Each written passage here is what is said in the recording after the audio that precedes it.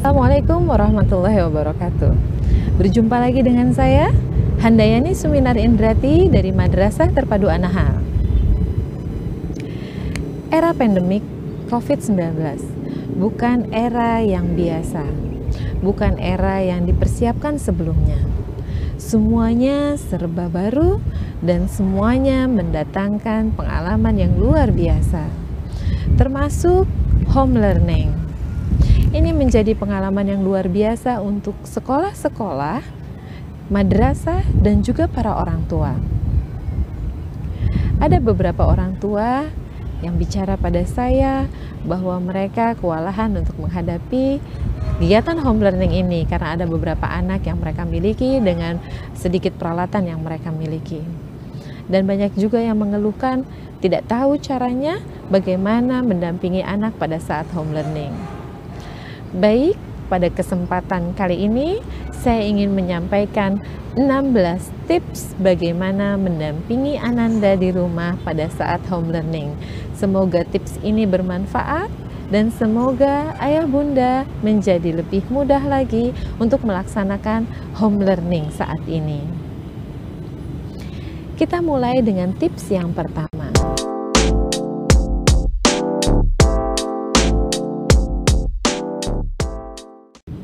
Tips yang pertama adalah take your time to plan. Rencanakan semuanya dengan sebaik-baiknya. Gunakan schedule yang bagus, yang bisa difahami oleh seluruh anggota keluarga, dibuat dengan jadwal yang rapi, dibuat di dalam agenda yang cantik, yang dibuat secara bersama-sama oleh seluruh anggota keluarga, khususnya oleh ayah bunda dan Ananda yang akan melaksanakan home learning. Don't underestimate to the power of schedule. Insya Allah, schedule yang kita buat akan membantu kita untuk melaksanakan home learning di rumah. Selanjutnya, tips yang kedua. Tips yang kedua adalah siapkan mental anak. Bagaimana caranya kita menyiapkan mental anak dan kenapa kita perlu untuk menyiapkan mental anak? Kita perlu menyiapkan mental anak karena anak juga bukan seseorang yang sudah bisa memahami home learning, sehingga dia butuh kesiapan dari dalam dirinya. Bagaimana caranya atau bagaimana sikap mereka pada saat melalui home learning ini. Sama seperti ayah bunda yang juga tentunya perlu menyiapkan, sama seperti bapak dan ibu guru di sekolah juga perlu menyiapkan mental mereka dalam melalui ini. Ini hal yang baru. Ini bukan waktu biasa, ini emergency time. Sehingga di antara kita semuanya pasti tidak siap sepenuhnya. Sehingga perlu kita menyiapkan mental kita bersama. Bagaimana caranya kita menyiapkan mental anak? Yang pertama adalah dengan memberikan informasi yang benar terkait home learning. Apa itu home learning? Kenapa harus home learning? Apa manfaatnya home learning? Apa keuntungan-keuntungan saat home learning yang tidak didapatkan ketika pembelajaran di sekolah? Kemudian juga kita bisa membuat agreement bersama. Apa yang perlu kita lakukan, apa yang tidak perlu dilakukan, apa yang harus dilakukan, apa yang tidak boleh dilakukan. Dan perlu juga diberikan informasi kepada Ananda agar mereka siap bahwa ini bukan liburan sekolah, ini bukan vacation, tapi ini belajar seperti di sekolah, tapi dilakukan di rumah. Kemudian tips yang ketiga. Tips yang ketiga adalah pack your bag. Apa itu pack your bag? Menyiapkan semua peralatan yang dibutuhkan oleh Ananda belajar di rumah. Mungkin ada beberapa peralatan yang masih tertinggal di sekolah, bawa pulang.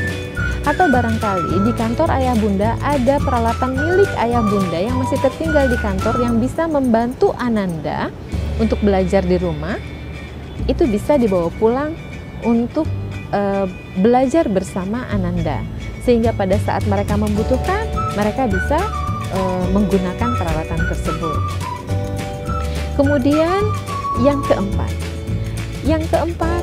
adalah siapkan tempat belajar anak. Kali ini menyiapkan tempat belajar yang lebih serius. Tentu saja belajar yang formal ada di sekolah, tapi kali ini belajar formalnya pindah ke sekolah, ke rumah. Sehingga rumah perlu untuk disulap bagaimana menjadi lebih formal dari sebelumnya. Misalnya, belajarnya di ruang tamu, maka singkirkan dulu taplak dan vas bunga di meja tamu karena itu akan digunakan oleh anak untuk belajar. Kalau meja makan yang akan digunakan, maka singkirkan alat-alat yang ada di atas meja makan untuk anak belajar. Bersihkan sampai bersih, anak belajar dengan baik di sana, dan ketika waktu makan tiba, maka kembalikan peralatan tadi ke atas meja makan. Ini penting sekali untuk membangun konsentrasi dan anak akan merasa bahwa dia perlu belajar dengan serius.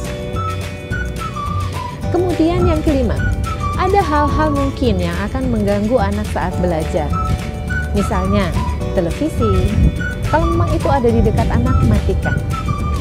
Mainan yang berserakan perlu dirapikan dan disimpan dulu di tempat yang tidak terlihat dulu sama anak supaya tidak mengganggu konsentrasi mereka. Atau misalnya kegiatan kakak-kakak atau kegiatan ayah atau bunda yang biasa dilakukan di tempat itu mungkin boleh pindah dulu di tempat yang lain agar Ananda tidak terganggu pada saat belajar. Tentu ini perlu kesepakatan bersama. Baik, yang keenam, tips yang keenam adalah menggunakan peralatan yang biasa ayah bunda gunakan di sehari-hari di rumah untuk kegiatan belajar. Misalnya sumber-sumber belajar, ada dapur, ada taman, ada tempat-tempat yang mereka bisa jadikan itu sumber belajar. Dan juga bisa menggunakan kalender yang biasa ayah bunda gunakan untuk melihat tanggal atau biasanya ditandai oleh ayah bunda kegiatan arisan tanggal segini, misalnya pengajian tanggal segini, maka bisa juga digunakan untuk kegiatan home learning.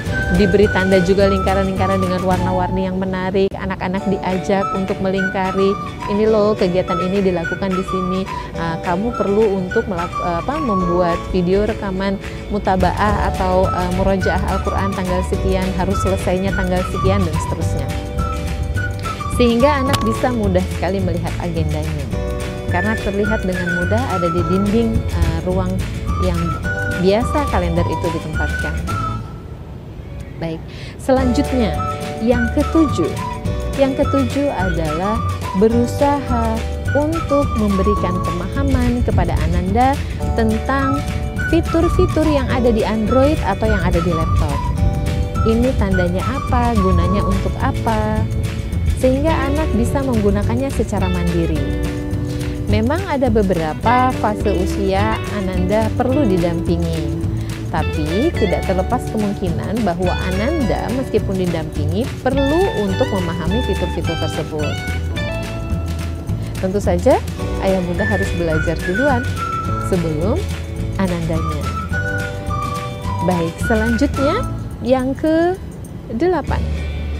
Tips yang ke-8 adalah ayah bunda perlu untuk sering-sering berhubungan, berkomunikasi dengan guru. Sinergi antara orang tua dengan guru amat sangat penting. Kenapa? Karena guru yang membuat silabus dan kurikulum, guru yang membuat perangkat pembelajaran, sehingga perlu kiranya ayah bunda bertanya kepada bapak dan ibu guru, apa learning outcomes atau tujuan pembelajaran pada bidang ini, dan seterusnya, dan perangkat apa yang digunakan, sehingga ayah bunda dengan mudah bisa mendampingi Ananda di rumah. Jangan pernah khawatir kalau ayah bunda akan mengganggu bapak dan ibu guru. Justru sebaliknya, bapak dan ibu guru akan senang sekali apabila ayah bunda berkomunikasi dengan mereka dan bertanya tentang instruksi apa yang sebenarnya diberikan oleh guru kepada Ananda. Baik, selanjutnya kurikulum PHBS yang ke-9. Di sekolah ada kurikulum PHBS, ada UKS, ada sekolah ramah anak, tentu saja ada program-program ke arah sana. Di rumah, Ananda juga perlu melakukannya, seperti misalnya pembiasaan baik, hidup bersih dan sehat, seperti misalnya makan makanan yang sehat, cuci tangan, mandi, sikat gigi, dan kali ini saat pandemik COVID-19 perlu ditambahkan dengan olahraga ringan dan mungkin perlu minum vitamin atau makan makanan tambahan yang bervitamin tinggi, dan juga berjemur. Masukkan itu ke dalam program home learning ayah bunda. Kemudian selanjutnya yang ke-10. Yang ke-10 seperti halnya di sekolah ada kegiatan istirahat atau disebut juga snack time. Maka perlu juga di rumah pada saat belajar ada kegiatan snack time. Ayah bunda menyiapkan snack dan anak-anak bisa menghabiskan snacknya pada saat snack time. Dan ini pasti lebih menyenangkan karena makanannya lebih bervariasi dan buatan ayah bunda sendiri. Senangnya? Selanjutnya yang ke-11. Yang ke-11 perlu kita ketahui tentang attention span. Apa itu attention span? Attention span adalah durasi waktu konsentrasi. Berapa lama durasi waktu konsentrasi anak? Tergantung usia. 3 tahun 3 menit, 5 tahun 5 menit, 10 tahun 10 menit, 15 tahun 15 menit. Lebih dari 15 tahun tetap hanya 15 menit batas konsentrasi anak saat belajar. Lalu bagaimana ketika sudah 15 menit? Apa yang harus dilakukan oleh ayah bunda? Lakukanlah sedikit energizer, ice breaking. Tidak perlu lama-lama, cukup 1 menit, paling lama 5 menit. Apa yang perlu dilakukan oleh ayah bunda pada saat energizer? Lakukan hal-hal yang menyenangkan. Misalnya bernyanyi, tepuk, yel-yel keluarga, atau sekedar mengatakan I love you sambil memijat pundaknya.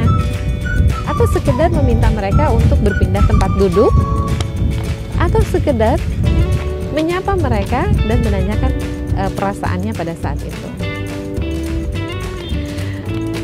Selanjutnya yang ke-12, tips yang ke-12 adalah kita sebagai ayah bunda perlu menjadi ayah bunda pembelajar.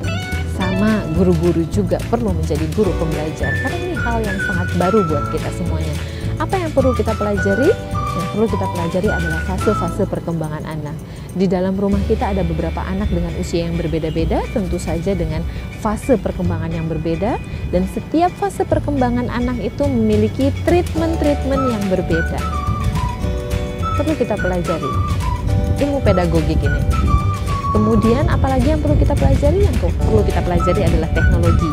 Tidak terlepas kebutuhan home learning saat ini dengan teknologi. Apa yang perlu kita pelajari? Fitur-fitur misalnya. Dan banyak hal yang perlu kita pelajari tentang home learning ini. Segala sesuatu yang kita pelajari pada saat home learning ini sebagai orang tua tidak akan pernah kita sesali sampai kapanpun. Ini akan menjadi ilmu yang bermanfaat insya Allah dan akan menemani kita nanti di alam kubur dan di surganya Allah Subhanahu wa Ta'ala. Amin, amin ya Rabbal Alamin. Kemudian yang ke-13, jangan lupa ayah bunda untuk memberikan izin kepada Ananda untuk berinteraksi dan berkomunikasi dengan teman sebayanya. Bagaimana caranya? Bisa berikan kesempatan mereka untuk video call misalnya, atau sekedar chatting. Ini penting untuk mengurai kebosanan mereka dan juga supaya mereka bisa bercerita satu sama lain, berceloteh sesama mereka, dan itu akan menjadi hal yang sangat menyenangkan. Mereka pasti rindu dengan teman-temannya. Kalau perlu izinkan mereka untuk berkomunikasi langsung dengan gurunya dan berbicara ringan-ringan, bukan bicara tentang pendidikan, tentang belajar dan lain-lain. Cukup kegiatan-kegiatan yang menyenangkan atau pembicaraan-pembicaraan ringan yang menyenangkan. Kemudian yang ke-14. Yang ke-14 adalah keep in touch with other parents. Melakukan komunikasi yang intens dengan orang tua murid yang lain. Untuk apa? Untuk berbagi keberhasilan. Sharing best practice yang sudah bisa dilakukan oleh ayah bunda di rumah.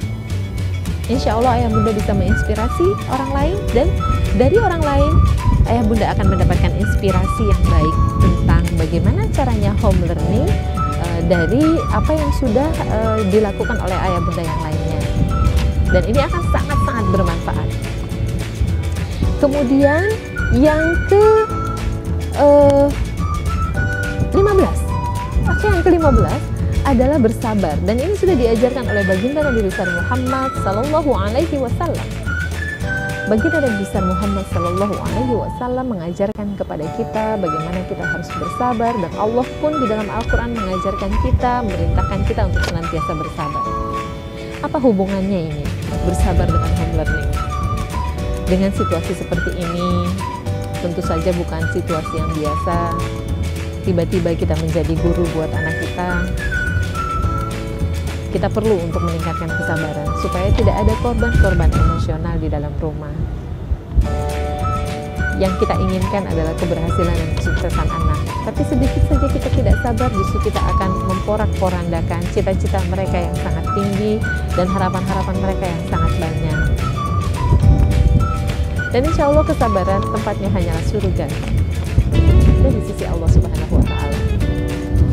Dan yang terakhir, yang ke-16, ayah dan bunda, adalah berdoa.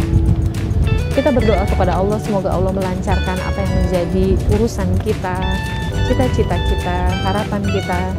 Kita berdoa pada saat kita bersujud kepada Allah, dan pada saat kita mengangkat kedua tangan kita doakan anak-anak kita. Dan kita ajak juga mereka untuk berdoa bersama-sama, beribadah bersama-sama. Kita membangun visi misi bersama-sama. Insya Allah kita akan menjadi keluarga surga, keluarga yang akan berhasil di dunia dan di akhirat. Insya Allah akan menjadi ilmu yang bermanfaat. Sekali lagi ayah bunda, yang paling penting di dalam home learning ini adalah membangun pendidikan karakter. Bagaimana kita memahami perasaan mereka, kita tanyakan perasaan mereka setiap waktu, kita tanyakan perasaan mereka pada saat belajar. Kemudian kita berempati kepada mereka, kita dengarkan mereka dengan telinga, dengan mata dan hati kita. Mari kita sama-sama laksanakan 16 tips ini. Insya Allah, Allah akan membimbing kita. Semoga bermanfaat. Mohon maaf lahir dan batin. Wassalamualaikum warahmatullahi wabarakatuh.